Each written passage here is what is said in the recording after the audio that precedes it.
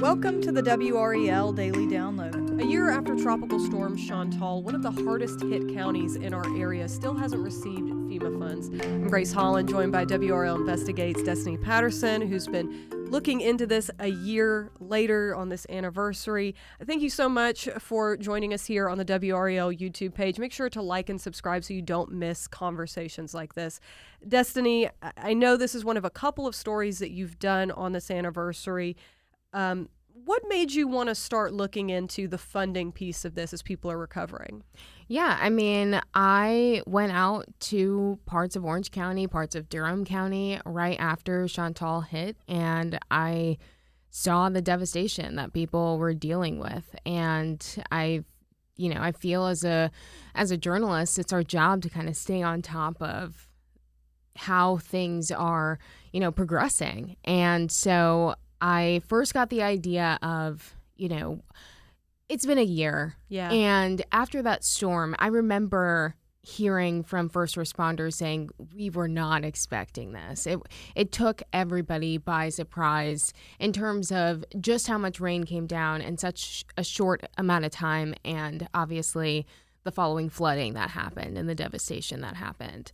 And it's one of those things where, of course, we can't predict Mother Nature, but what could have been done better?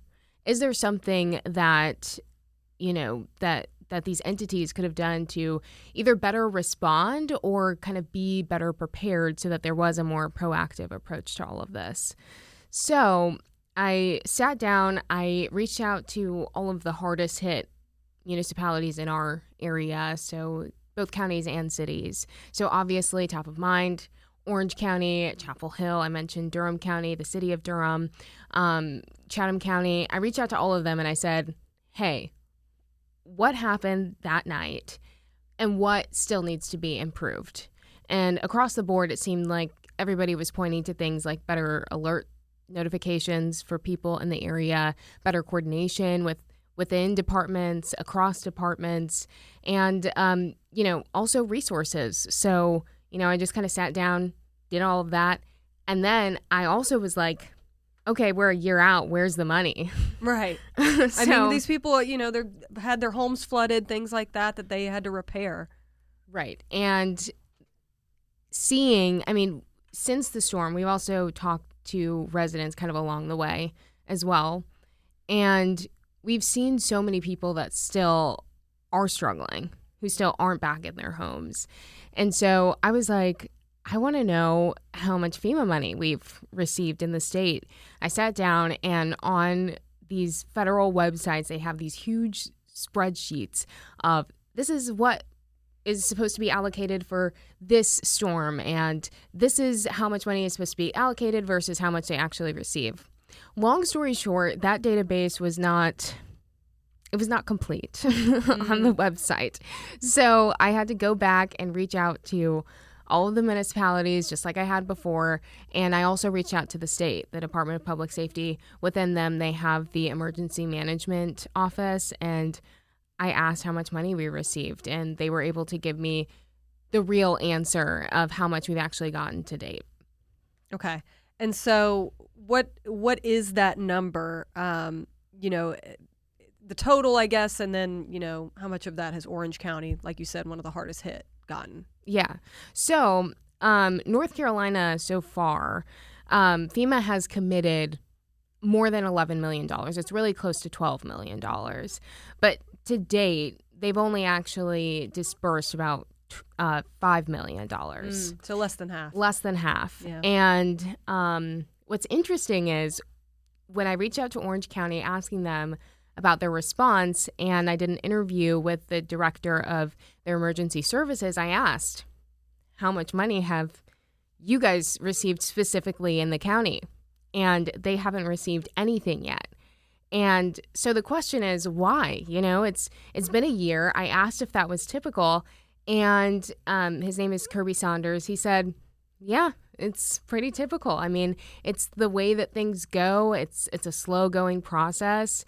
And he also pointed out, we've had a couple of government shutdowns that have slowed things down on top of the slow process that it already is. Let's take a quick break right there, and we'll be right back.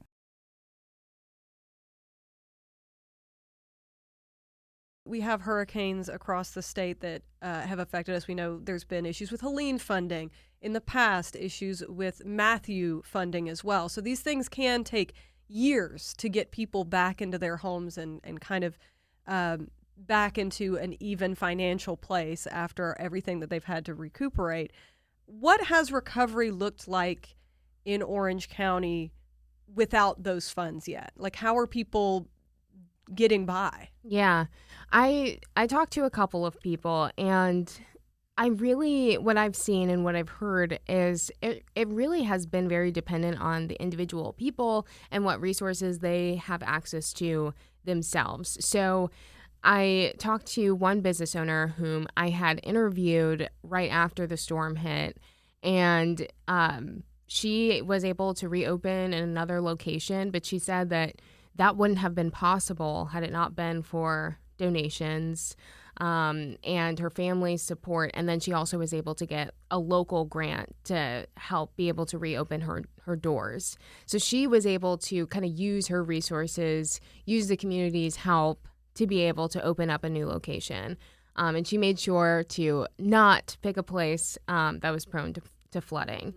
I also talked to a resident in the Weather Hill Point community that's in Carborough, and her name is Cinderella Jackson. She's lived in her home for 20 plus years, and she very much felt kind of neglected in the whole recovery process.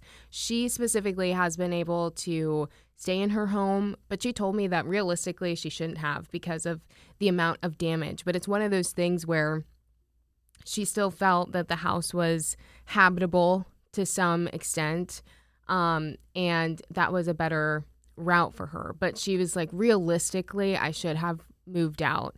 And she said that whole neighborhood basically helped each other, and they depended on their own insurance. And they had some supplemental help from the Red Cross, which is great. But her story is one of very much feeling kind of left behind and feeling like people had to kind of figure it out on their own. Yeah. And of course, this storm we talk about Orange County because it's the hardest hit, but there were other counties that were affected by this. Have any of those received any of these funds? And, I guess, where does that stand? Yeah. So in my communication with NCDPS, they told me that Durham, Alamance, Moore counties, all of them have received some money.